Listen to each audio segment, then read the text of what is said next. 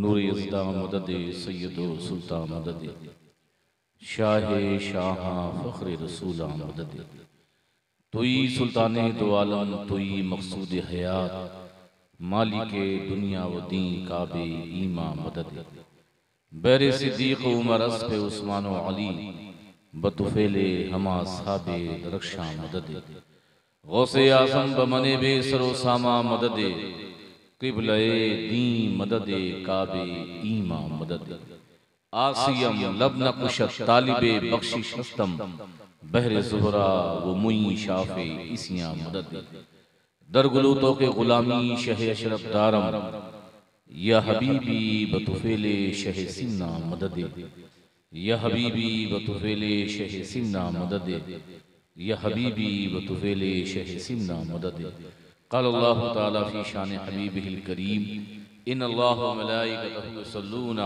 Alan नबी या अय्युहल्लज़ीना आमनू सल्लु अलैहि व सल्लिमू तस्लीमा अल्लाहुम्मा सल्लि अला सय्यिदिना मुहम्मदिन व अला आलि सय्यिदिना मुहम्मदिन व बारिक वसल्लिम सलातन व सलामुन अलैका या रसूलल्लाह या हबीबल्लाह सल्लल्लाहु तआला अलैहि वसल्लम सुब्हान रब्बिका रब्बिल इज़्ज़ति अम्मा यसिफून व सलामुन अलल मुरसलीन वल्हम्दुलिल्लाहि रब्बिल आलमीन बहक़ ला इलाहा इल्लल्लाह मुहम्मदुर रसूल। अल्हम्दुलिल्लाह अल्हम्दुलिल्लाहि रब्बिल आलमीन वला आक़िबतु लिल मुत्तक़ीन वस्सलातु वस्सलामु अला सय्यिदिल मुरसलीन व अला आलिहि व अस्हाबिहि अजमईन। अम्मा बाद फ़ौज़ु बिल्लाहि मिनश शैतानिर रजीम बिस्मिल्लाहिर रहमानिर रहीम या अय्युहल्लज़ीना आमनू आमिनू सदक़ल्लाहुल मौलानाल अज़ीम व सदक़ा रसूलुहुन नबियुल करीम व नहनु अला ज़ालिका लमिनश शाहिदीन व शाकिरीन वल्हम्दुलिल्लाहि रब्बिल आलमीन। स्टेज पर ज़ियाबार उलमाए मिल्लत इस्लामिया, आइम्मे इज़ाम, हुफ़ाज़े किराम और मेरे सामने बैठे हुए तमाम सामीन मुंतज़मीन, खुसूसियत के साथ उस्ताज़े मुहतरम उस्ताज़ुल असाज़ा क़मरुल उलमा हज़रत अल्लामा मौलाना क़मरे आलम क़ादरी बिस्बाही नाज़िम इजलास शारे इस्लाम, अस्सलामु अलैकुम।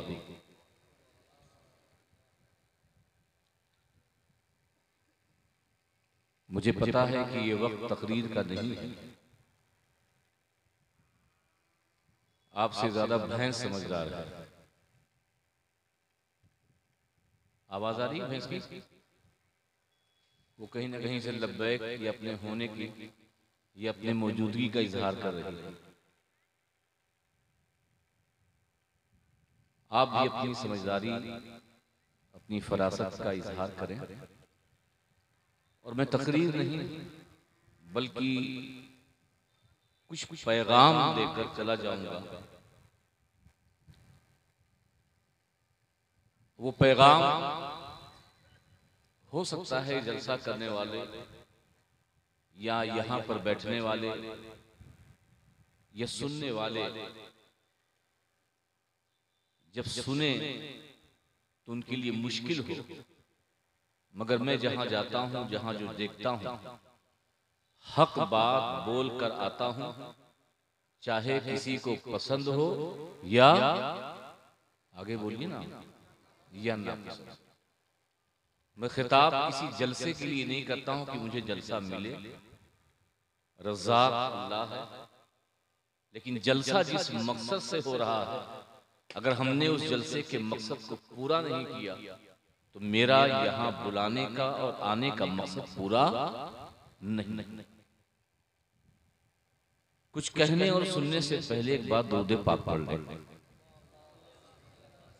अल्लाहुम्मा सल्ली अला सय्यिदिना मुहम्मदिन व अला आलि सय्यिदिना मुहम्मदिन व बारिक वसल्लिम सलातुन व सलामुन अलैका या रसूलल्लाह या हबीबल्लाह सल्लल्लाहु अलैहि वसल्लम। एक बार और बावाज़ बुलंद पढ़ लें।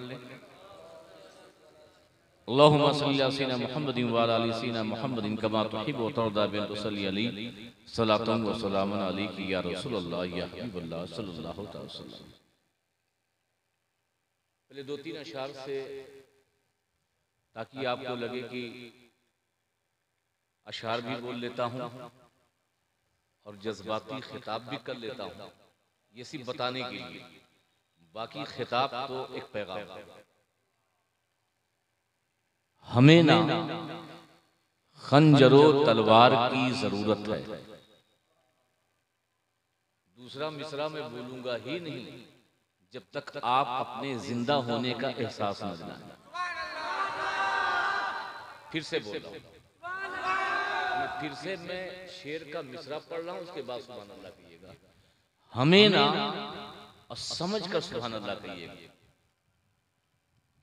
क्योंकि चिल्ला चिल्ला के बोला जाए उसी से पता लगता है आप लोगों को कि बात बहुत भारी की गई है, और आहिस्ता से कोई बात की जाए तो समझते हैं बस हल्की वाली बात है। इसलिए समझिए तब सुभान अल्लाह कहिए, वरना तो एक सैयद साहब थे डिगरस के, मरहूम काजी सैयद बशीरुद्दीन, कि हम सुभान अल्लाह भी कभी कभी बेवक्त कह देते हैं। वो तकरीर कर रहे थे और वो कौमे बनी इस्राइल का एक वाकया बयान कर रहे थे कि एक बहुत ही नाफरमान था, गुनहगार था, उसने 99 कत्ल किया था, और किसी मौलवी के पास गया और कहा कि क्या अल्लाह ताला मेरी तौबा कबूल करेगा या नहीं। ये पूरा वाकया हदीस पाक का बयान कर रहे थे।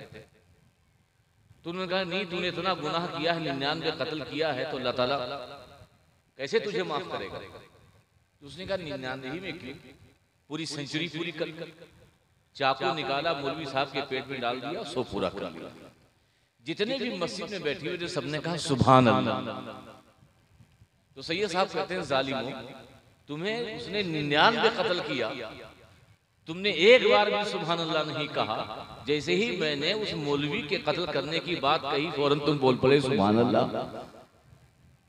तो कभी कभी सुभान अल्लाह बेवक्त होता, इसलिए शेर सुने और सही लगे और सुभान अल्लाह बोलने का मौका हो तभी बोले। सुनाऊं? अरे बोलिए ना। हाँ, हमें ना खंजरो तलवार की जरूरत है। हमें ना खंजरो तलवार की जरूरत है, बस रसूले पाक के किरदार की जरूरत है। और शेर सुनिएगा कि हमें ना, नाज़िम साहब चले गए, हमें ना खंजरो तलवार की जरूरत है, बस रसूले पाक के किरदार की जरूरत है। और मैं जीत सकता हूं दुनिया को चंद लम्हों में, बस एक हैदरे कर्रार की जरूरत है।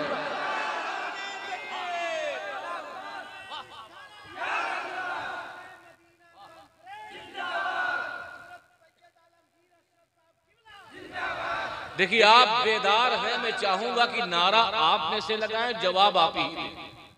मुझे बेदार करना मकसद है, नारा लगवाना नहीं है। कोई है नारा लगाने वाला?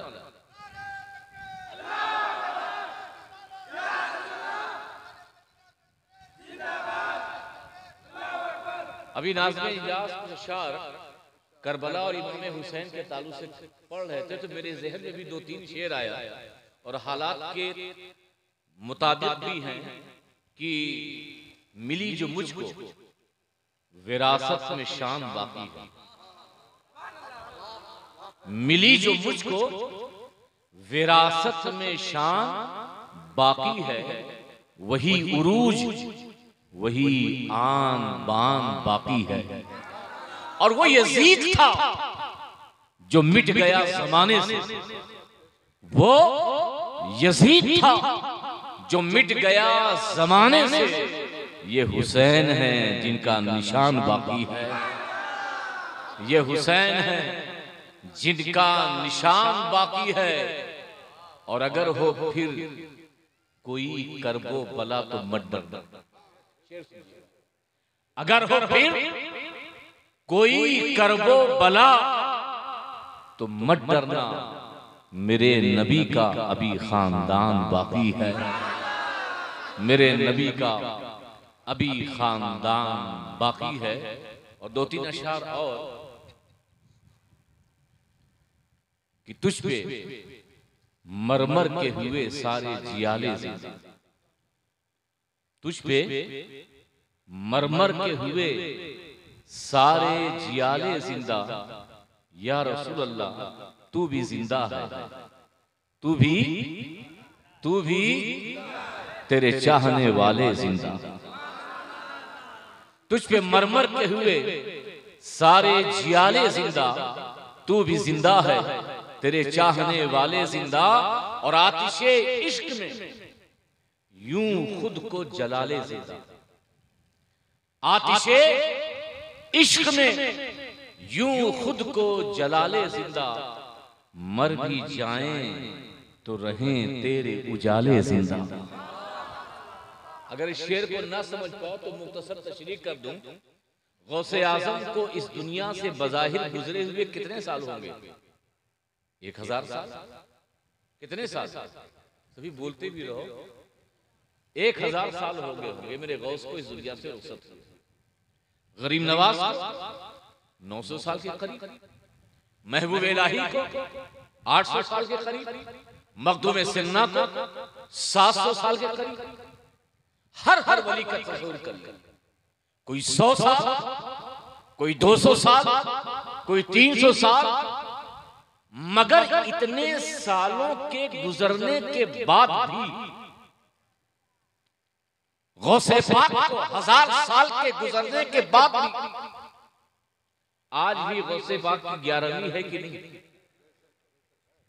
आतिशे इश्क में यूं खुद को जला ले कि चाहे गौसे आज़म गरीब नवाज, महबूब इलाही, साबिर कलियरी, मखदूम सिन्ना हो, इन्होंने अपनी जिंदगी खुदा के अहकाम पर अपने दिल में खशियत इलाही, दिल में इश्क़े मुस्तफा का जाम ऐसा भरा कि सदियां गुजर गई मगर आज भी 11वीं की शक्ल में गौसे आज़म के उजाले जिंदा है, 6ठी की शक्ल में गरीब नवाज का उजाला जिंदा है, 18वीं की शक्ल में महबूब इलाही की 18वीं जिंदा है, 28वीं की शक्ल में मखदूम सिन्ना की 28वीं जिंदा है।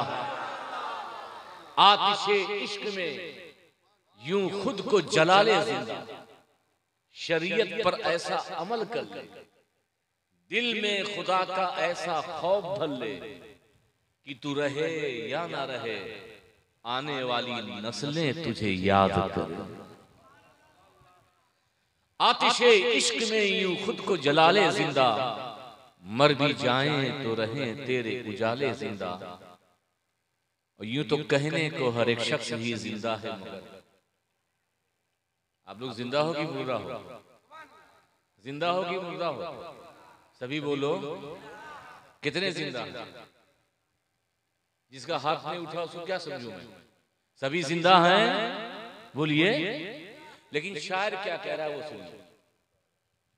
यूं तो कहने को हर एक शख्स ही जिंदा है, मगर जिंदा बस वो है जो ईमान बचा ले जिंदा। जिंदा बस वो है जो ईमान बचा ले जिंदा। और आपके जिक्र से मिलती है हर रूह को ग़िज़ा, आपके जिक्र से मिलती है हर रूह को ग़िज़ा। जैसे इंसान को रखते हैं नवाले जिंदा, जैसे इंसान को रखते हैं नवाले जिंदा। ये शेर अकीदे का भी है और अकीदत का भी है कि बाद मरने के तो होगी ही ज़ियारत, लेकिन मरने के बाद किसकी ज़ियारत होगी? बोले हुजूर सल्लल्लाहु ताला अलैहि वसल्लम की। शायर क्या कहता कि बाद मरने के तो होगी ही ज़ियारत, लेकिन हमको एक बार मदीने में बुला ले जिंदा। बाद मरने के तो होगी ही ज़ियारत, लेकिन हमको एक बार मदीने में बुला ले जिंदा। और कल भी थे, आज भी हैं, कल भी रहेंगे यूं ही फातिमा जहरा की आगोश के पाले जिंदा, फातिमा जहरा की आगोश के पाले जिंदा। एक बार मोहब्बत के साथ दुरूद पाक पढ़ना। अल्लाहुम्मा सल्ली अला सय्यिदिना मुहम्मदिन व अला आलि सय्यिदिना मुहम्मदिन व बारिक वसल्लिम सल्लल्लाहु अलैहि वसल्लम। मुझसे पहले खिताब मौलाना मुसव्विर रज़ा। मैं समझता हूं कि आज के जलसों में खिताब ऐसा ही होना चाहिए। मेरे उनसे ताल्लुकात नहीं है और ना ही मेरे पास वो बैठे हैं, वो यहां से जा चुके हैं। फिर भी मैं अपने कमरे में था और उनकी तकरीर से पहले इन लोगों के सामने में कुछ गुफ्तगू कर रहा था, और शायद कि जो गुफ्तगू कर रहा था उस गुफ्तगू का कुछ हिस्सा उन्होंने अपने खिताब में बयान किया। ये बहुत बड़ा दर्द है अहले सुन्नत के साथ। अल्लामा इकबाल ने एक बात कही थी कि कुव्वते फिक्र अमल पहले फना होती है, तब किसी कौम की शौकत पे ज़वाल आता है।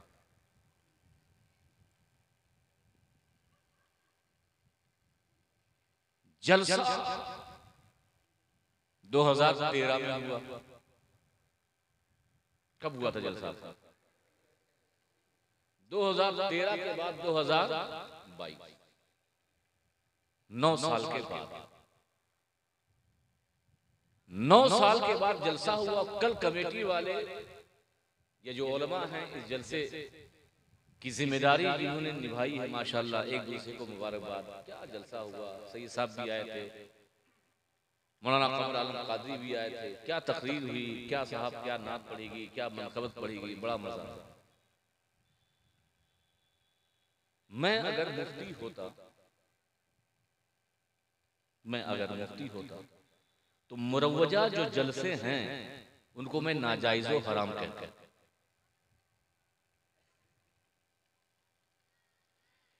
जिस जलसे से बुराइयों का जन्म हो, जिस जलसों में बुराइयां आम हो, और जिस जलसे में फराइज को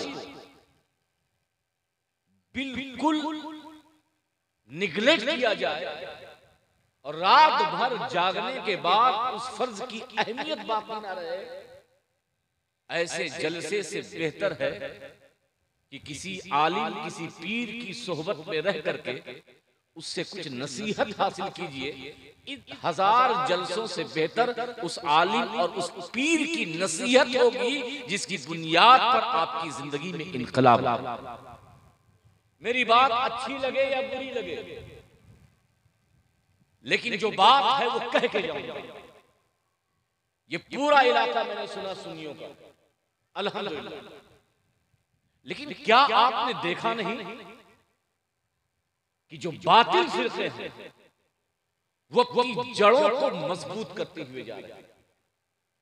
आपकी आबादी घट रही है, आपके अपने लोग कम हो रहे हैं, मगर जो दूसरी जमातें हैं, मस्जिदों में कब्जा, मोहल्लों में कब्जा, इलाकों में कब्जा, रिश्तेदारी में सेंध, और आप धीमे धीमे शहर में देखिएगा तो उनके मुकाबले में आप कमजोर हैं, और देहातों में देखिएगा कदरे गनीमत कुछ मजबूत है। सबसे ज्यादा जलसा सुन्नी करता है और सबसे कम जलसा ये बातिल जमातें करती हैं, वहाबी करते हैं, देवबंदी करते हैं। जितना बड़ा जलसा आप करते हैं इतना बड़ा जलसा वो नहीं करते। आपके इलाकों में 4-5 जलसे आसपास के हो जाते हैं, उनके एक भी जलसे साल 2 साल 3-4 साल 5 साल नहीं होते, मगर उनकी तादाद बढ़ती जा रही है, आपकी तादाद घटती जा रही है। वजह यह नहीं कि जलसे की बोहतात, वजह यह है कि जलसे का ऐसा इस्तेमाल कि जिससे अवाम सुधरने के बजाय जिससे अवाम बिगड़ गई। मिसाल और दूंगा आपको कि पूरे मोहल्ले में जितने दामाद होंगे आज उनकी दावत हुई होगी। दामाद इस इलाके में इसलिए आए होंगे क्योंकि यहां जलसा है। आने का मकसद ससुराल नहीं आना, आने का मकसद ससुराल में जाके मुर्गा खाना, जलसे के बहाने। और अभी सारे दामादों में से अक्सर को देखिएगा कि चारपाई पर पैर फैलाए सो रहे हैं। ये सच है या गलत है? बोलिए बोलिए, ये सच है। पूरे रोड पर मेला लगा हुआ और उस मेले में जिन लड़कियों को इस रात में अपने घर में होना चाहिए, वो स्नूप पाउडर लगा करके 10-12 चक्कर लगाती हैं। कभी जेवर वाली दुकान पर, कभी गुब्बारे वाली दुकान पर, कभी चाट वाली दुकान पर, कभी चाइनीज दुकान पर। और ये सारे लड़के जो जलसे के लिए नहीं आते वहां पर आ रहे हैं और जा रहे हैं। ये होता है कि नहीं? बोलिए ना। अगर मैं गलत हूं तो मुझे टोक दीजिए, मैं अपनी बात वापस लूंगा। आप जाके देखिए, जितने यहां बैठे हैं उससे ज्यादा रोड पर जिन लड़कियों को इस वक्त अपने घर में सोना चाहिए, वो लड़कियां मेकअप करके चौराहे पे टहल रही हैं। तो अगर जलसों में यही सब हमारी खुराफात शामिल है, तो मैं समझता हूं कि ऐसे जलसों से बेहतर जलसा ना करना। एक जलसा आप करते हैं, मैं समझता हूं कि 3.5-4 लाख लगे होंगे, लगे होंगे ना? क्या कभी आपने सोचा कि 3.5-4 लाख का और भी इस्तेमाल कर सकते थे? क्या हमें बुला करके या खतीबों को बुला करके या शायरों को बुला करके कोई सुन्नियत में इजाफा या अहले सुन्नत व जमात का आपके तई फायदा इस तौर पे कि अगर आप 3.5 लाख की रकम को यहां के जो इलाके के अइम्मा हैं, मैंने ये बात अपने चैनल पर फेसबुक के जरिए कही थी कि आज मुसलमान परेशान हो रहा है, आज मुसलमानों को परेशान किया जा रहा है, मुसलमान मजलूमियत और दर्द के साए में जिंदगी बसर कर रहा है। उनमें सबसे ज्यादा इस लॉकडाउन के बाद हमारे ये उलमा हैं, हमारे ये अइम्मा हैं, हमारे ये हुफ़ाज़ हैं कि इनकी जिंदगी किन हालात में गुजरी होगी। क्या हम अपनी कौम से चंदा करके इन उलमा के बारे में हमने कभी गौर किया? बोलिए, ये जलसा जरूरी है कि आपके इलाके की जो शान है, जो आन है, जो बान है, जिनसे दीन और सुन्नियत की खिदमत हो रही है, जो मस्जिद के इमाम हैं, जो इदारे में रह के खिदमत अंजाम दे रहे हैं, उनकी मदद से सुन्नियत का फायदा होगा। मैं बिल्कुल जलसे के खिलाफ नहीं हूं, मैं खुद जलसा करता हूं, लेकिन जिस तरीके से ये रात भर जलसों का रिवाज है, खुदा के लिए रात भर के रिवाज को बंद कीजिए। मैं जलसों के खिलाफ नहीं हूं, ये जो रात भर चलता है इसीलिए मेला होता है। इंसान का जो दिमाग है, जो अच्छी बात सुनने की सलाहियत रखता है, वो 2 से 3 घंटा है। उसके बाद रात को बनाया ही इसलिए गया है कि या तो इबादत की जाए या कम से कम कुछ सुकून हासिल किया जाए, ताकि सुबह उठ करके बंदा मजदूरी मेहनत जहां काम करता है उसमें मसरूफ हो। पूरी रात जलसा, फजर की नमाज गायब, जलसे में शायर ने कितना अच्छा शेर पढ़ा। मैं जहां किशनगंज के पास गया था, एक बहुत बड़े शायर ने, नाम नहीं लूंगा, वो शेर पढ़े, उसके बाद जैसे उनका खत्म हुआ पूरा जलसा, पूरा मजमा चला गया। 10 लोग बैठे रहे। तो क्या इन सब चीजों को देखने के बाद खौफ नहीं होती? कौम का पैसा बेजा सर्फ हो, ये अफसोस नहीं होता? जलसा कीजिए, एक खतीब को बुलाइए, एक शायर को बुलाइए। अगर इतना बड़ा पिंडाल नहीं लगा सकते तो मस्जिदों में खिताब कराइए। अगर 1000 लोग जमा नहीं हो सकते तो 200 लोगों को बुलाइए, ताकि इन 200 के जरिए कौम में तब्दीली, कौम में इनकलाब, कौम में ऐसी तब्दीली आई कि पूरे इलाके में सुन्नियत की खेती लहलाती नजर आई। इन जलसों से कोई फायदा नहीं। मैं यकीन के साथ कहता हूं कि अगर शेख साहब का खून मुझे इस इलाके में आने के लिए ना आता तो इन इलाकों में तकरीर करने नहीं आता। आते हैं मुझे फोन, मैं हाथ जोड़ लेता हूं कि भाई मैं वो खतीब नहीं हूं जो रात को 2 बजे खिताब करता। हर एक की खिताबत अलग अलग होती है, अंदाज अलग होता है, कुछ वो समझाना चाहता है, ये सोया हुआ दिमाग क्या सुन पाएगा। कितना हम सुभान अल्लाह के जरिए जगाएंगे, कितना दोनों हाथ उठा करके या रसूलुल्लाह, रसूल के नाम पर, करबला के नाम पे उठा उठा करके आपको जगाएंगे। दिमाग जागा होगा तो बात दिमाग में जाएगी। सोए हुए दिमाग को क्या हम पैगाम दे सकते हैं, क्या तकरीरें सुना सकते हैं और क्या आपको अच्छी बातें सुना पाएंगे। इसलिए मैं कमेटी के लोगों से दस्तबस्ता गुजारिश करता हूं, लोग बदलें या ना बदलें, आप बदल जाइए और एक जलसा ऐसा करके दिखाइए कि एक खतीब को बुलाइए, एक शायर को बुलाइए, एक नाज़िम को बुलाइए और 1 बजे के अंदर वो पूरा जलसा कर दीजिए। ऐसा कर सकते हैं कि नहीं? ना आपकी शान घटेगी, ना आपकी आन घटेगी, ना आपका मकाम घटेगा, ना आपकी इज्जत पे कोई दाग लगेगा। लेकिन मैं समझता हूं वो 1 बजे का जलसा इस पूरे इलाके में कामयाबी की जमानत होगा। मेरी बात सही है या गलत? सभी बोलो। ऐसा आप लोग अपनी कमेटी के लोगों से कहेंगे? बोलिए। अब तो कोई बोल ही नहीं रहा। दोबारा अमल करने की कोशिश करेंगे। ये पैगाम है जो मेरे दिल की बात है। आप उसी तरीके पे चल रहे हो जो तरीका चला आया है, आप तरीका बदलिए, क्योंकि वक्त बहुत नाजुक है। कुछ दिनों के बाद, रात के 10 बजे के बाद ये जलसों की परमिशन भी नहीं मिलेगी। ये लाउड स्पीकर जब मस्जिदों से निकाले जा रहे हैं, क्योंकि सुप्रीम कोर्ट की गाइडलाइन है 10 से लेकर 6 तक आप हॉर्न नहीं बजा सकते। तो अब ऐसे मौके पर अगर सख्ती आपके इलाके में हुई तो लड़ाइयां होंगी, हुकूमत से टकराव होगा और पता नहीं क्या क्या होगा।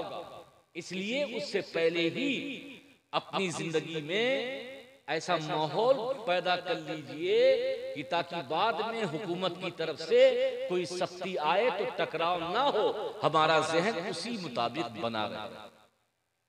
आप मालेगांव चले जाइए, मगरिब बाद जलसा शुरू होता, रात के 10 बजे खत्म होता, उसके बाद इशा की नमाज होती है।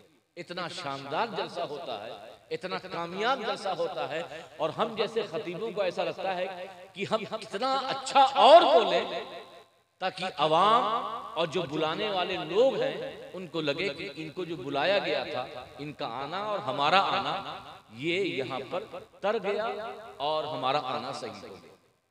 इसलिए इस निजाम को बदले प्लीज। दूसरी गुजारिश, उन खतीबों और उन शायरों को कसम खा लीजिए कि बिल्कुल नहीं बुलाना है कि जो तय करते। सुन नहीं मेरी बात? जितना वो तय करने वाले गुनहगार हैं, उतने ही गुनहगार कमेटी के अफराद हैं जो तय करते हैं। रात भर मसलके आला हजरत का नारा लगता है, मगर आला हजरत का मसलक इन नात खानों के ताल्लुक से है क्या? कभी किसी ने बताने की कोशिश की? वो नात खान जो उजरत तय करे, जो उजरत तय करे, ऐसे नात खानों की नात खानी और जो उजरत उधर से कमेटी वाला तय करे, दोनों गुनहगार हैं। जब तक वो पैसा वापस ना करेगा तब तक गुनाह उस नात खान के ऊपर रहेगा। कभी ये मसला सुना है? अरे हाँ नहीं तो बोलो, बोलो। आला हजरत का फतवा है, किसी और हजरत का फतवा नहीं है, आला हजरत का फतवा है। कोई खतीब हो अगर वो तय करे कि मैं आपके यहाँ आऊंगा तो 25,000 लूंगा, 5,000 लूंगा, 11,000 लूंगा, 51,000 लूंगा, तो आप कहिएगा कि हजरत मुझे ऐसे खतीबों की, मुझे ऐसे शायरों की जरूरत नहीं, हम मोहल्ले के किसी आम इंसान से नात पढ़वा लेंगे और उससे हम अपनी महफिल में 4 चांद लगवा लेंगे। ये तरीका बदलो, और ये तरीका शरीयत के खिलाफ है, इसलिए मैं बात बोल रहा हूं। तीसरी बात, हम अच्छी बातें सुनने के आदी नहीं है, हम शख्सियत परस्ती के कायल हैं। सैयद आलमगीर अशरफ आए हैं तो आप बैठे हैं एक सादात की इज्जत में, मगर इलाके का अगर कोई मौलाना इस वक्त होता, इलाके का कोई आलिम होता, तो 10 लोग हो सकता है जो उसके रिश्तेदार हो वो बैठे, बाकी सब गायब है।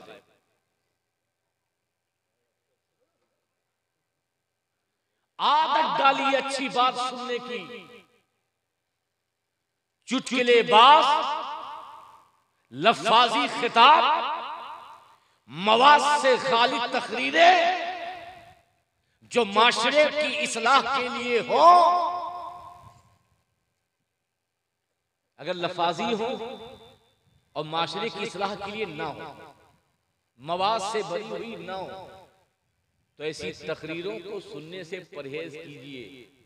और आलिम साहब से कहिए कि हजरत कोई अच्छे वाकयात, कोई अच्छी नसीहत, कोई अच्छा पैगाम, नबी की सीरत, सहाबा की सीरत, अहले बैत इज़ाम की सीरत, उस पर खिताब कीजिए।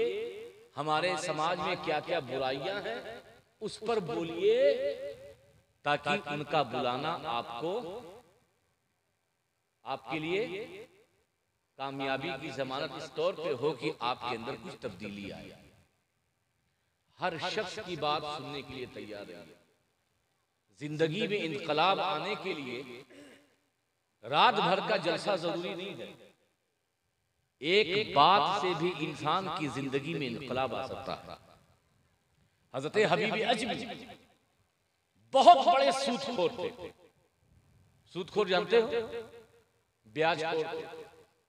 इतने बड़े ब्याजखोर थे कि जब किसी के वहां ब्याज की रकम, सूद की रकम लेने के लिए जाते थे और अगर वो दे नहीं पाता था तो उसका भी इंटरेस्ट जोड़ते थे कि आज जो मैं आया हूं ये मेरा आना बेसूद ना हो, ये भी उस ब्याज की रकम में जुड़ गया। हजरत हबीब अजमी जब बाजारों और गलियों से निकलते थे तो बच्चे दूसरे बच्चों को कहते थे, देखो हबीब आ रहा है, इसके साए से भी दूर रहो, कहीं ऐसा ना हो कि इसके साए में आ जाए और हम भी बुरे हो जाए। इस कदर बदनाम, इस कदर बुरे शख्स का नाम हबीब अजमी था। मगर दुनिया कैसी बंदी दिल की। एक घर में गए, उसका शौहर नहीं था, उसकी बीवी थी। अपने तकादे की, सूद की रकम मांगने के लिए बीवी ने कहा मेरा शौहर नहीं है। कहा शौहर नहीं है तो मुझे रकम चाहिए। कहा मेरे पास नहीं है। कहा जो कुछ भी है मुझे दे दे। चूल्हे पे सालन बन रहा था, कहा इसी सालन को दे दे ताकि मेरा आना यहाँ बेसूद ना हो, बेफायदा ना हो। सालन लेकर के गए। जब घर में दस्तरखान के ऊपर सालन रखा, हबीब अजमी ने खोला तो पूरा सालन खून हो गया। क्या हो गया? ब्लड लग गया।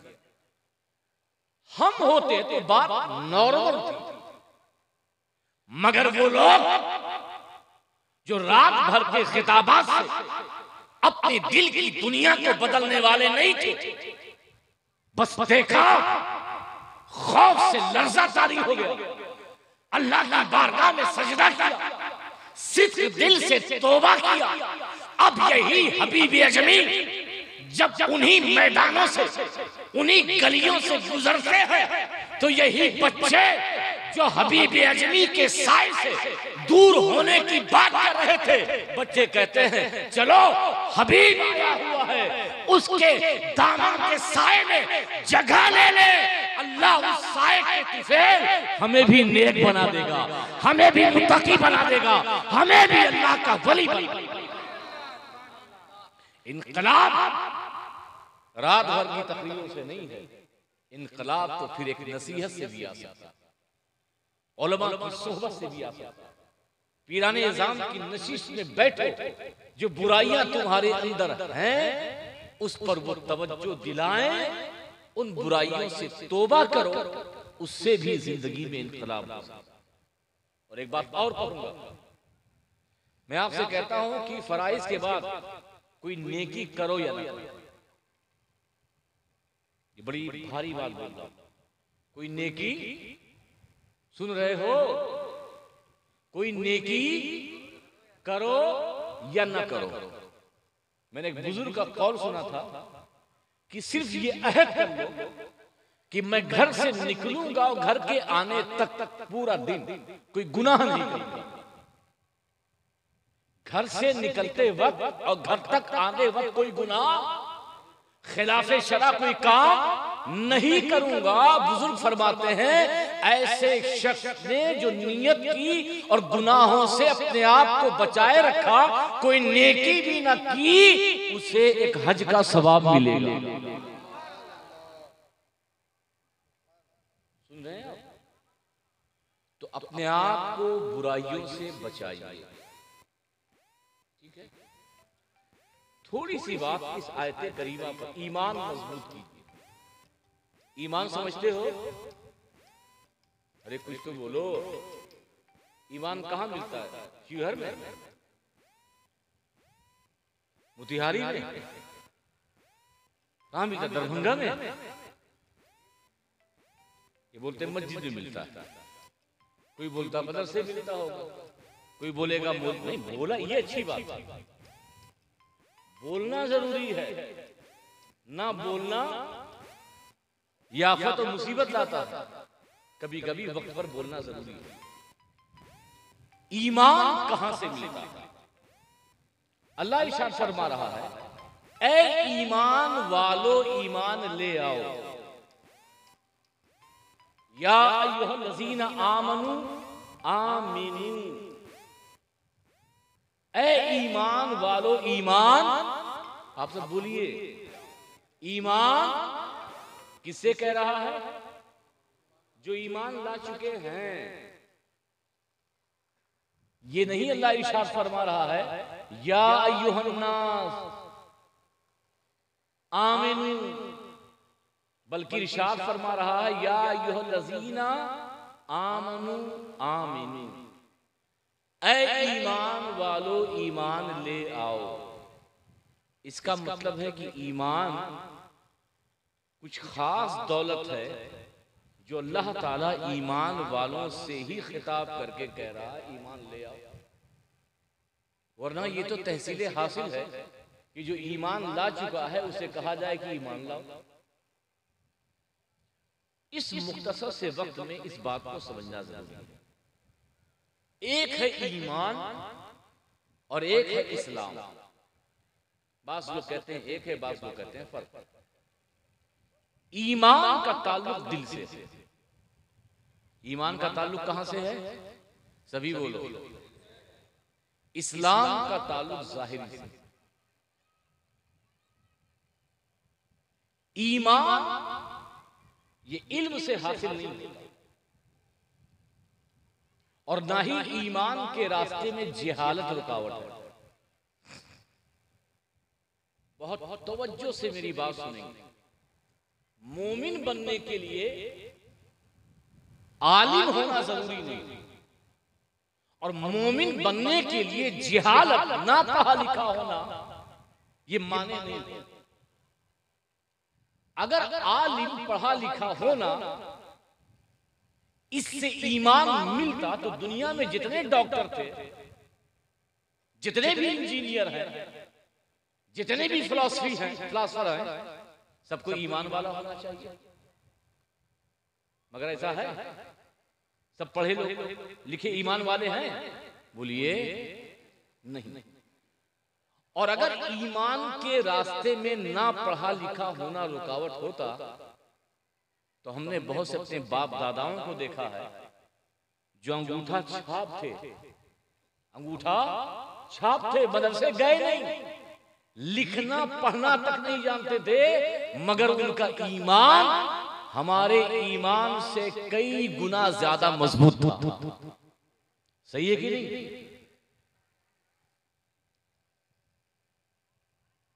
मिसाल के तौर पर कि जिहालत ईमान के रास्ते में रुकावट नहीं, जिहालत से मुराद यहां पर ना पढ़ा लिखा होना बजाय। हजरत सुल्तान बाहू ये पढ़े लिखे नहीं थे, बजाहिर किसी मदरसे में नहीं गए थे, और खेत में हल जलाते थे, जुताई करते, किसान थे। एक दिन अपने बैल से, और जिसे जोता जाता है, खेत में जुताई कर रहे थे, तो एक बारात आई, और उस बारात को अहमदनगर जाना था, मगर रात का वक्त था, गूगल भी उस वक्त नहीं था कि गूगल सर्च करके देख लेते कि अहमदनगर कहां है। वो भटक गए, परेशान हो गए कि इस रात में हम जाएंगे। तो देखा कि दूर एक खेत में एक बाबा जी हैं, वो खेत जोत रहे हैं। सोचा इसी बाबा जी से पूछ लिया जाए कि बाबा जी अहमदनगर आप जानते हो तो हमें बता दो। अब ये सारे बाराती हजरत सुल्तान बाहू जो खेत में हल चला रहे थे उनके पास गए, कहा बाबा जी हमको अहमदनगर जाना था, अगर आपको अहमदनगर का रास्ता मालूम है, हम सब बाराती हैं, तो बाबा जी हमें बता दिए ताकि हम अपनी मंजिल तक पहुंच जाए। हजरत सुल्तान बाहू ने कहा कि ठीक है, अंधेरा था ही, मेरे पीछे आते जाओ, मैं तुम्हें अहमदनगर पहुंचा दूंगा। पूरी तवज्जो है, मैं तुम्हें अहमदनगर पहुंचा दूंगा। बाराती अंधेरे में हजरत सुल्तान बाहू के पीछे चल रहे हैं। थोड़ी दूर चले, कहा अपनी निगाहें उठा,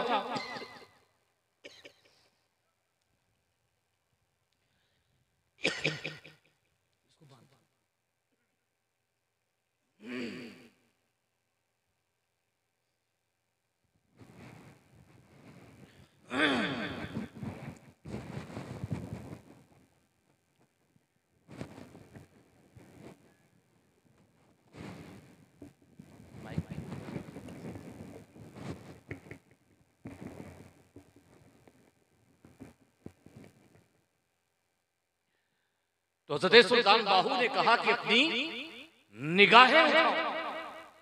जब सबने निगाहें उठाई तो क्या देखते हैं कि सामने गुंबदे खजरा, सामने गुंबदे खजरा है। कहा बाबा जी हमें तो अहमदनगर जाना था, आप तो नबी के शहर में लेके आए। तो हजरत सुल्तान बाहू जवाब देते हैं कि मुझे किसी और नगर का पता ही नहीं, बल्कि मुझे तो बस इसी नगर का पता है जो मेरे नबी का नगर है, जो मेरे नबी का। आपने देखा पढ़े लिखे नहीं, हालांकि अल्लाह ने खास इल्म दिया, लेकिन ये इल्म ईमान के रास्ते में, जिहालत ईमान के रास्ते में रुकावट नहीं। अबू जहल को भी पता था कि अल्लाह के नबी हैं, जानता था।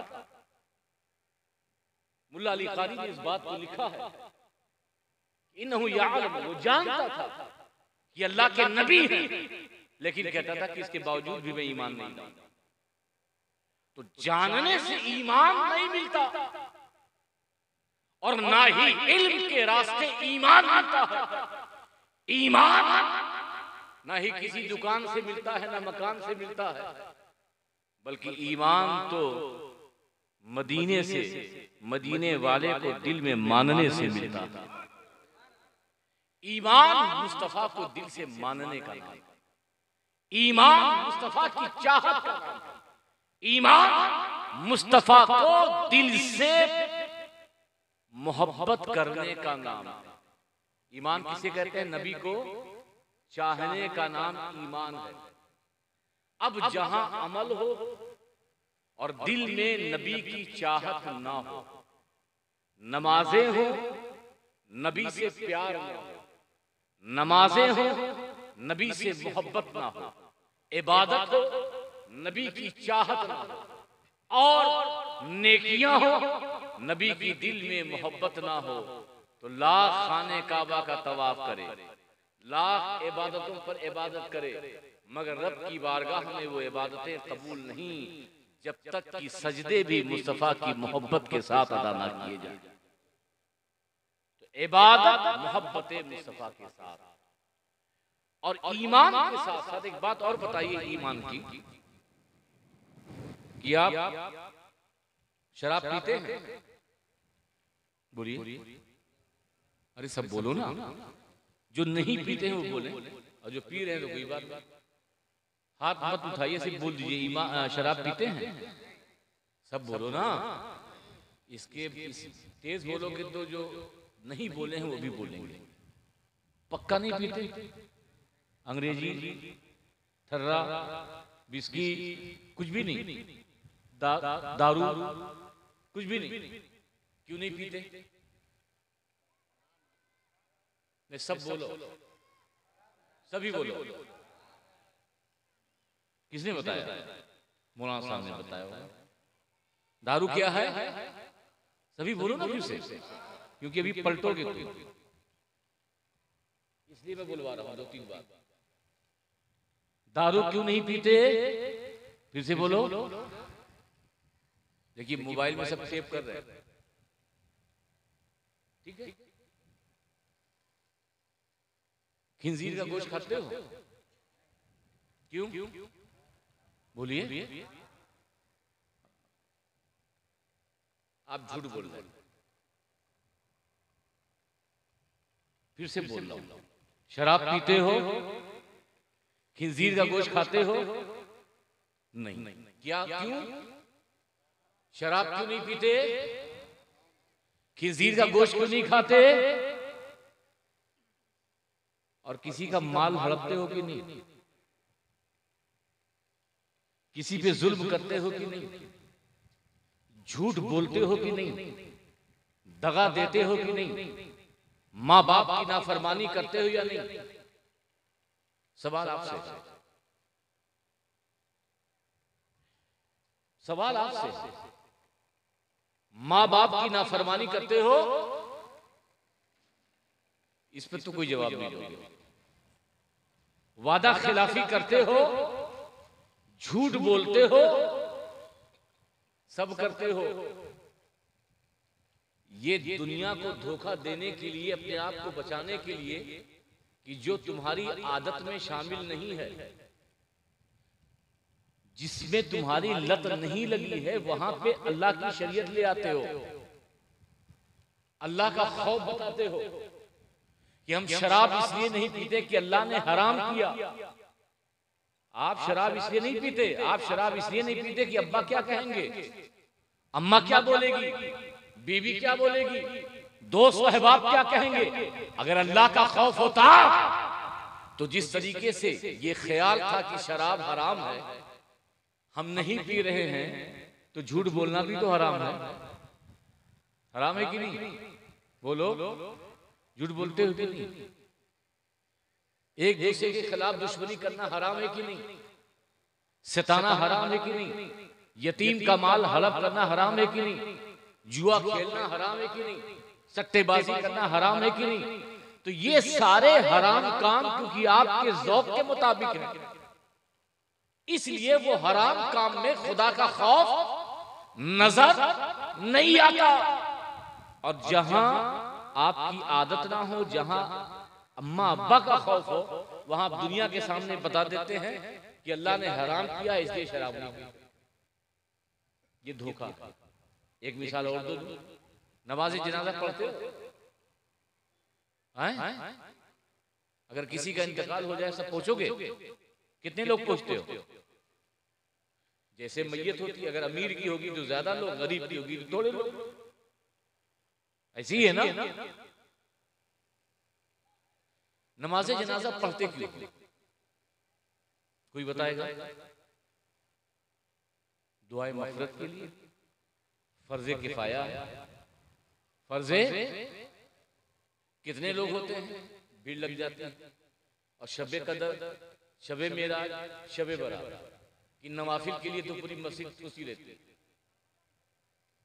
क्योंकि 2 रकात रिज़्क़ के लिए होता है, 2 रकात आफतों से बचने के लिए होता है, 2 रकात उम्र की दराजी के लिए होती है, 6 रकात नफल पढ़ने के लिए मस्जिद भरी हुई। नमाज जनाजा में इसलिए शामिल होते हैं क्योंकि फर्ज किफाया है, इसाले सवाब के लिए जाते हैं। ऐसी है ना, ये भी गलत है। सही मानों में आप नमाज जनाजा में इसलिए शरीक होते हैं ताकि वो भी मेरे घर की नमाज जनाजा में शरीक हो। आप रिश्तेदारी मेंटेन करते हो, हम जाएंगे तो वो आएगा, वो आया था तो हम जाएंगे, मेरे अब्बा में नहीं आया तो मैं उसके वहां नहीं जाऊंगा, मेरी अम्मा मर गई थी तो वो नहीं आया था मैं भी नहीं जाऊंगा। नमाज जनाजा ये फर्ज किफाया, एक ने पढ़ ली मोहल्ले वालों पर गुनाह नहीं, मगर नमाज पंजगाना ये फर्ज, ये क्या है? इस फर्ज का एहसास नहीं और नमाज जनाजा की फर्ज का इतना एहसास कि भैया भी पहुंचे हैं, अब्बा भी पहुंचे हैं, दादा भी पहुंचे हैं। खुदा का खौफ नहीं है। खुदा का खौफ होता तो जिस तरीके से फर्ज किफाया में शरीयत का लिहाज था, ऐसे ही नमाज पंजगाना में भी शरीयत का लिहाज होता। आज सुन्नियत में सबसे बड़ी बीमारी है कि जो फराइज व वाजिबात हैं उसका दर्जा हमारे वहां मुस्तहब और मुबाह हो गया। अगर किसी बाबा के वहां मन्नत मान ली और मुर्गा नहीं मिला, चद्दर नहीं मिली, तो घर में आफत और मुसीबत। हालांकि चादर चढ़ाइए या ना चढ़ाइए, मुर्गा चढ़ाइए या ना चढ़ाइए, कोई गुनाह नहीं है। किसी आस्थाने पर जाएं या ना जाएं, ये आपसे पूछा नहीं जाएगा कि बगदाद क्यों नहीं गए थे, अजमेर क्यों नहीं गए थे, किशौसा क्यों नहीं गए थे, बरेली क्यों नहीं गए थे। आपसे सवाल बोलो नहीं होगा। हमारे वहां अगर मस्जिद में अजान से पहले अगर मुअज्जिन दरूद न पढ़े तो ऐसे मुअज्जिन को निकाल देते हैं। नमाज तो बाद में होगी, पहले मुअज्जिन का हिसाब होगा। हमारे अहले सुन्नत व जमात में जो मुरव्वजा रसूमात है उसकी अहमियत हमने फर्ज और वाजिब के दर्जे में कर दी। जो फराइज और वाजिबात है उसकी हैसियत हमने मुबाह, सुन्नत या मुस्तहब के दर्जे में कर दी। बात सही है गलत है? मस्जिदें वीरान हैं, वाजिबात फराइज पर कोई तवज्जो नहीं, मगर कोई मुबाह चीज, कोई नफल चीज हमसे छूटने न पाए। 14 शाबान आएगी, किस घर में हलवा नहीं बनेगा? 14 शाबान को हलवा बनाते हो कि नहीं? बोलो। अगर किसी के घर में हलवा ना बने या ना बनाए तो उससे बड़ा देवबंदी कोई नहीं। ईसाले सवाब ये अहले सुन्नत व जमात में है। हर अमल, हर नेकी, हर मुस्तहब, हर जायज, हर मुबाह खुदा की बारगाह में मकबूल होता है, मगर जो फराइज हैं, जो वाजिबात हैं, जिनको अल्लाह ने कुरान में, मुस्तफा ने इसको जरूरी करार दिया है, ऐसी चीजों को अमल करने के बाद। मगर सुन्नियों का हाल ये है कि फराइज पर तवज्जो कम और जो जायज है उस पर तवज्जो ज्यादा। अपनी मस्जिदों को आबाद कीजिए, अपने बच्चों को पढ़ाइए। और मैं तो इमाम गजाली का कौल बयान करता हूं, यहाँ के उलमा भी सुन लें कि सिर्फ मदरसों में अपने बच्चों को मत भेजिए। इमाम गजाली फरमाते हैं कि जब कोई अपने बच्चे को लेकर आपके दरसगाह में आए तो आप अपनी दरसगाह से उसे वापस कर दीजिए। पहले ये कहिए कि इस बच्चे को हुनर सिखाओ, इस बच्चे को हुनर सिखाओ, हुनर सीख जाए फिर मदरसे में लाओ, क्योंकि फारिग होने के बाद ये दीन बेचेगा अगर इसके पास हुनर नहीं होगा। हुनर होगा तो उससे माश अपनी जिंदगी की जरूरियात पूरा करेगा और दीन को कौम की इस्लाह के लिए इस्तेमाल फरमाएगा। आज प्रॉब्लम ये है, अरे खुद नबी आखिर ज़मा सल्लल्लाहु अलैहि वसल्लम की जिंदगी देखो, शाम का सफर, वो नबी आखिर ज़मा इस जमीन पर पैगंबर बनकर रहमत आलम पर आए, मगर मुल्क शाम का सफर किया तिजारत के लिए किया, बकरियों का रेवड़ चलाते थे। सिद्दीक़ अकबर, फारूक आज़म कपड़ों का धंधा किया करते थे, खलीफा थे, वक्त के अमीरुल मोमिनीन थे, मगर अवाम ने कभी ये नहीं पूछा कि आप खलीफा होकर के तिजारत क्यों करते। मैं उलमा से गुजारिश करूंगा, इल्म हासिल करें, इल्म हासिल करने के साथ साथ हुनर, तिजारत, ये सब कीजिए ताकि दीनी काम को करने में मुश्किलात का सामना न करना। फारूकुल बाल नहीं, ये चंद नसीहतें की तकरीर मैंने नहीं की। हो सकता है मेरी बातें किसी को बुरी लगी, क्योंकि ये वक्त तकरीर का नहीं था। तकरीर का वक्त तो आधी एक घंटा पहले गुजर गया, 2 घंटा पहले गुजर गया, मगर जो लोग बैठे हैं मैं समझता हूं कि ये समझदार लोग हैं, ये कौम के क्रीम लोग बैठे हैं। ये लोग वो हैं कि जो चाह जाएं तो इलाके में एक इनकलाब बपा कर सकते हैं। इनकलाब पूरी कौम के बदलने से नहीं आता, 2-4 लोग ही बदलते हैं तो कौम में इनकलाब आता।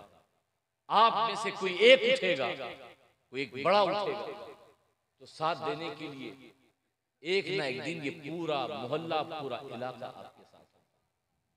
माशरे की इस्लाह कीजिए, सुन्नियत को बदनाम मत कीजिए। सुन्नियत ये हक जमात है, ये मोतदिल जमात है, इस जमात के साथ रहिए, मगर हिकमत और दानाई के साथ दीन और सुन्नियत का काम आगे बढ़ाइए। शख्सियत परस्ती के जाल से बाहर निकलिए। सबसे बड़ी शख्सियत मोहम्मद अरबी आका करीम सल्लल्लाहु अलैहि वसल्लम की ज़ाते पाक है। उनके नक्शे कदम पे चलो कि जिनके नक्शे कदम पे चलकर अबू बकर सिद्दीक़ अकबर हो गए, उमर फारूक आज़म हो गए, उस्मान गनी हो गए, सखावत के पैकर बन गए, मौला अली सब्र शुजाअत के पैकर बन गए। उनके नक्शे कदम पे चलो तो मोहल्ले में भी इनकलाब आएगा, जमाने में भी इनकलाब आएगा, और लाख ये ताकतें आपको आंख दिखाएं, मगर इन आंख दिखाने वाली जालिम ताकतें आप पर असर नहीं करेगी, क्योंकि जब कोई नबी का वफादार गुलाम होता है तो जुल्म भी उसके आगे टिक नहीं पाता। तो अल्लाह तबारक तआला की बारगाह में ये दुआ है। मैंने फिर कहा कि अगर बोलने के लिए तो मैं 1 घंटा और बोलूं, लेकिन सिर्फ मकसद ये था आपकी इस्लाह, आप बदलिए। मैं जलसों के खिलाफ नहीं हूं, वरना मेरी आधी तकरीर का कुछ हिस्सा काट करके अगर किसी ने फेसबुक पे डाल दिया, कहा देखिए साहब जलसों के खिलाफ बोल रहे हैं। पूरी तकरीर सुनिए, मेरा मकसद क्या है वो सुनिए। जलसा कीजिए मगर फजूल खर्ची से बचिए। जलसा कीजिए मगर कौम की इस्लाह के लिए कीजिए। जलसा कीजिए मगर कानून का भी आपको पालन करना होगा।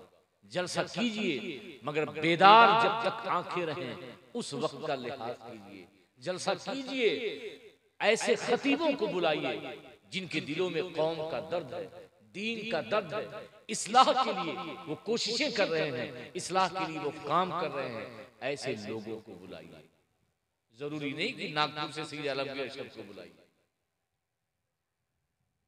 हमसे कहीं ज्यादा हमारे उस्ताद कमरुल उलमा हज़रत अल्लामा मौलाना कमर आलम अशरफी, बल्कि खानवाद अशरफिया जो नाज़िम इजलास कह रहे थे कि हिंदुस्तान नहीं बल्कि बैरून हिंद में, मैंने कहा हिंदुस्तान और बैरून हिंद में शागिर्द बनाना ये कमाल की बात नहीं है। कमाल की बात तो ये है कि खानवाद अशरफिया की जिनकी जूतियों को लोग अपने सर का ताज समझते हैं, ऐसे नय्यरे ताबा और नायाब शख्सियत खानवादे की हज़रत शेख साहब खुदा की शागिर्द है। सुभान अल्लाह तो बोल दो, कोई चंदा नहीं मांग रहा, इसलिए हमें फख्र भी होता है। और मैं ये बात बबांगे दोहल भी बोलता हूँ कि मैंने 11 साल इल्म हासिल किया, लेकिन 5 साल जो दारुल अहले सुन्नत जबलपुर में शेख साहब के पास और आपकी तरबियत में और आपकी दरसगाह में जो मैंने इल्म हासिल किया है, उसी सोहबत और उसी तदरीस का नतीजा है जो आज माइक पर आकर के मैं आपको कुछ नसीहत कर रहा हूँ। अल्लाह तबारक ताला आपको सलामत रखे, आपको सेहत दे, जिंदगी दे और आपका साया तमाम मुसलमानों ने आलम पर कायम व दायम फरमाए। तो ऐसे लोगों को अपने इलाकों में बुलाइए। जरूरी नहीं कि वो मुजाहिदाना खिताब करें, खिताब में पेचो खम हो, लेकिन जो बात कहेंगे शायद कि मुझसे कई गुना अच्छे अंदाज में, क्योंकि हम लोगों की बातों का असर इसलिए नहीं होता, आलिम तो हैं मगर बेअमल है, तो बेअमल की बात क्या असर करेगी। मगर अल्हम्दुलिल्लाह शेख साहब आलिम भी हैं मगर आलिम बाअमल, और आलिम बाअमल जब कोई गुफ्तगू करता है तो उसकी गुफ्तगू सिर्फ कानों तक नहीं होती बल्कि दिल की गहराइयों तक पहुंचती है। मैं इन्हीं तमाम बातों के साथ अपनी बात, अपने खिताब को खत्म करता हूं और मैं चाहूंगा बगैर नाजिम के कि हजरत कब्रुल उलमा शेख साहब से कि चंद नसीहत हजरत नसीहत मेरी बात की कुछ जो मैंने कहा।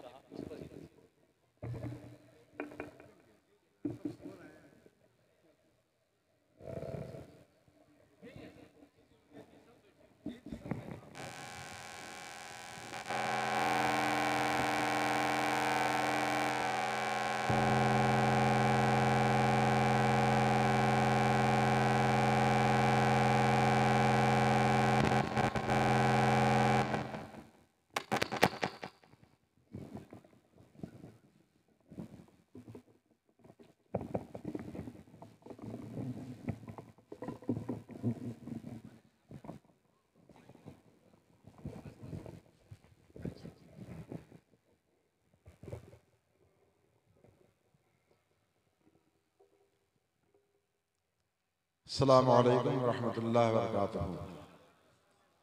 नहमदुहु व नसल्ली अला रसूलिहिल करीम, अम्मा बाद। फ़अऊज़ु बिल्लाहि मिनश शैतानिर रजीम, बिस्मिल्लाहिर रहमानिर रहीम। इन्नल्लाह व मलाइकतहु युसल्लूना अलन नबी या अय्युहल्लज़ीना आमनू सल्लु अलैहि व सल्लिमू तस्लीमा। सल्लल्लाहु अलैहि व आलिहि सल्लल्लाहु तआला अलैहि वसल्लम। सलातु व सलामुन अलैका या रसूलल्लाह। मौलाया सल्लि व सल्लिम दाइमन अबदा अला हबीबिका खैरिल खल्क़ कुल्लिहिम। मुअज़्ज़ज़ हाज़रीन, मोहतरम सामीन, अब कोई तकरीर का वक्त नहीं है, मगर हज़रत सैयद साहब ने कहा कि मेरे बातों की तायीद कर दीजिए। तो मेरे इनके बातों की तायीद क्या है कि ये मेरे दिलों की बातों को कह रहे थे। मैं आज से नहीं, बहुत ज़माने से इस बात को कह रहा हूँ कि हमारी कौम जलसा जुलूस करके पैसे को ज़ाया करती, इसलिए कि मैं भी बड़ी बड़ी कॉन्फ्रेंस में और जलसे में भी शिरकत कर चुका हूँ। जलसे का जो फायदा होता है वो किसी बेहतरीन आलिम दीन मुखलिस मुकर्रिर से होता है, और जो पैसा तय करके आए, चाहे वो मुकर्रिर हो चाहे वो शायर हो। अभी फरमाया सैयद साहब ने कि वो भी गुनहगार, बुलाने वाले भी गुनहगार। ऐसे जलसे से क्या फायदा। और फिर बड़ी बड़ी कॉन्फ्रेंस में मैंने देखा कि जलसे में जब तक 12-1 बजे तक ताजगी रहती है, लोगों के चेहरे पर बशाशत रहती है, और 12-1 बजे के बाद, 12 बजे के बाद, कहीं 1 बजे के बाद बिल्कुल चेहरा मुरझाया रहता है। लोग आंख बंद किए रहते हैं, मुंह को खोले रहते हैं। ये तो आप इस वक्त बैठे हुए हैं सिर्फ हजरत सैयद साहब के लिहाज में, इनके एहतराम में, इनके अदब में बैठे हुए हैं, वरना ज्यादातर लोग चले गए थे, या आए तो कुछ लोग आ गए, मजमा मालूम होने लगा। इतने पैसे खर्च करके, और आपको जो कीमती आदमी होता है उसको बैठाते हैं कब? 2 बजे रात में, 2:30 बजे रात में, 3 बजे रात में, जो कीमती आदमी होता है। तो जाहिर है इससे फायदा क्या होगा? मैं बहुत जमाने से इस बात को कह रहा हूं कि जलसा होना चाहिए तो 12-1 बजे तक, बल्कि अब वक्त आने ही वाला है कि जैसा कि सैयद साहब ने फरमाया, आपको मगरिब बाद जलसा शुरू करना पड़ेगा और 10 बजे जलसा खत्म करना पड़ेगा। पूरे हिंदुस्तान के लिए कानून हो चुका है, अमल अभी बिहार वगैरह में नहीं है, मगर महाराष्ट्र में अमल हो चुका है कि 10 बजे के बाद आप लाउड स्पीकर नहीं चला सकते हैं 10 से 6 बजे तक। तो जाहिर है आप खुद पाबंद हो जाएंगे। तो उनके पाबंदी से पहले आप खुद क्यों नहीं पाबंद हो जाएं कि मगरिब बाद जलसा शुरू करें, 10 बजे रात में खत्म करें, फिर उसके बाद आप नमाज पढ़ें, खाना खाएं, सब कुछ काम करें, फिर आराम से सोएं। रात भर की नींद खत्म हो गई। अक्सर और बेशतर लोग नमाज नहीं पढ़ेंगे, बल्कि अक्सर और बेशतर उलमा हुफ़ाज़ भी नमाज नहीं पढ़ेंगे, जो मैं साफ बात कर देता हूँ। फजर की नमाज चली जाएगी। इस जलसे से क्या फायदा होगा? इसलिए आप जलसा कीजिए, खूब कीजिए, खूब कीजिए, मगर ऐसा जलसा कीजिए जिस जलसे में से आपको फायदा हो और कौम को फायदा हो, कौम में इनकलाब पैदा हो, आप दीनदार बने, नमाजी बने, तहज्जुद गुजार बने। ये वक्त तो तहज्जुद के पढ़ने का। हमारे बुजुर्गों ने, हमारे सलाफ ने 2:30 बजे रात में, 3 बजे रात में गौसे आजम ने, गरीब नवाज ने जलसा नहीं किया और तबलीग नहीं की। हमारे बुजुर्गों ने दिन में तबलीग किया है, रात में तो अल्लाह की याद में गुजारा है, उन्होंने तहज्जुद में गुजारा है, अल्लाह की याद में गुजारा है। ये 2 बजे, 3 बजे, 2:30 बजे रात में जलसे का वक्त नहीं है। इसलिए आइंदा आप कोशिश कीजिए इस बात की कि आप जलसा जल्दी शुरू कीजिए, जल्दी खत्म कीजिए आप जलसा जरूर कीजिए। जलसे के मुखालिफ रमी नहीं है सैयद साहब नहीं, मगर ऐसा जलसा कीजिए जिस जलसे को करके आपको फायदा हो, आपको सवाब हो, आप नमाजी बने। जाहिर है आप सो जाएंगे, सब सो जाएंगे। जो नमाजी होंगे वो भी सो ही जाएंगे, बेनमाजी तो सो ही जाएंगे, जो नमाजी होंगी भी सो जाएंगे। जाहिर है नींद खुलेगी नहीं, तो ऐसे जलसे से फायदा क्या है? और बस एक हदीस शरीफ पढ़ के मैं खत्म करता हूँ कि जलसा कीजिए, नमाज पढ़िए, कार्य खैर कीजिए, आलिम से मोहब्बत कीजिए, सादात से मोहब्बत कीजिए, तो इखलास के साथ। इखलास नाम किसका है? अल्लाह की खुशनुदी हासिल करने के लिए। अगर अल्लाह की खुशनुदी के लिए नहीं है, नाम है, नमूद है, शोहरत है, चर्चा है, कोई फायदा नहीं। और अगर आपने खुलूस से किया कोई काम, बल्कि हदीस शरीफ में आया है कि अगर आपने खुलूस आपके अंदर है और कोई काम नहीं किया फिर भी बहुत सवाब। हदीस शरीफ में, यह हदीस शरीफ सुन लीजिए फिर मेरी बात खत्म हो जाएगी। बहुत बड़ा काम आपने किया, रिया है, नाम नमूद, बहुत बड़ा काम किया, कोई सवाब नहीं। और अगर आपके अंदर खुलूस है, कोई काम नहीं किया फिर भी बहुत सवाब है। कल क़यामत के दिन एक शख्स के हाथ में उसका नामाए अमाल दिया जाएगा और वो देखेगा, पढ़ेगा, उसमें हज का सवाब भी है, उम्रे का सवाब भी है, ज़कात का सवाब भी है, खैरात का सवाब भी है। कहेगा मौला ताला ये नामाए अमाल मेरा नहीं है। रब ताला फरमाएगा क्यों? बंदा कहेगा मैंने ना हज किया, ना उम्रा किया, ना ज़कात दिया, ना खैरात किया, ना सदक़ात किया, और इसमें तो हज का सवाब भी लिखा है, उम्रे का सवाब भी लिखा हुआ है, हज का भी, ज़कात का भी, सदक़ात का भी, खैरात का भी। तो रब तबारक व तआला क्या जवाब देगा? फरमाएगा बंदा मैं अलीम हूँ, मैं खबीर हूँ, मैं दिलों की जानता हूँ। तुमने हज नहीं किया, उम्रा नहीं किया, ज़कात नहीं दिया, सदक़ात नहीं दिया, खैरात नहीं किया, मगर तेरी नीयत थी कि अल्लाह देगा तो हम हज करेंगे, अल्लाह देगा तो हम उम्रा करेंगे, अल्लाह देगा तो हम ज़कात देंगे, अल्लाह देगा तो हम सदक़ात करेंगे, अल्लाह देगा तो खैरात करेंगे। तेरी नीयत थी और तू अपनी नीयत में सच्चा था, तो मैंने फरिश्तों को कहा जब मेरा बंदा नियत कर चुका है और नियत में सच्चा है तो इस बंदे के नामाए अमाल में हज का सवाब भी लिख दो, उम्रे का सवाब भी लिख दो, खैरात का सवाब भी लिख दो, सदक़ात का सवाब भी लिख दो।